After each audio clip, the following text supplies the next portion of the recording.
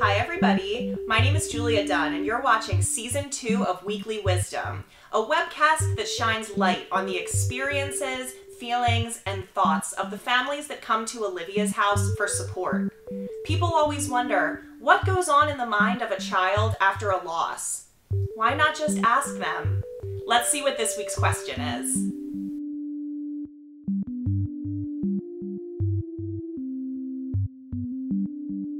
It was my pop-up's funeral, and he was laid out in a casket. And I just remember my mom told me not to worry about looking at him because he was going to look different, and that I should focus on the flowers and just look at the flowers and notice how pretty the flowers were.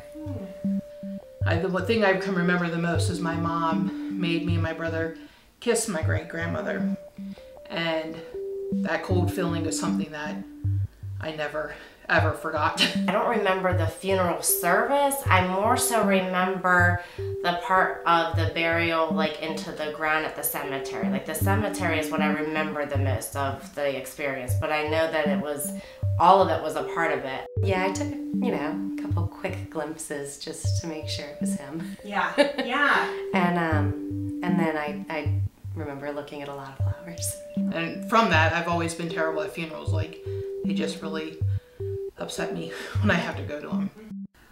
I just remember I was crying so much I could hear people crying harder watching me cry, because it's just something about seeing a child in that emotion that just makes it much harder, I guess, for the adults around them. So it was like I was crying so hard that I could hear my aunts behind me, I could hear everybody, and they'd come up to me and they'd hug me a little bit longer than everybody else.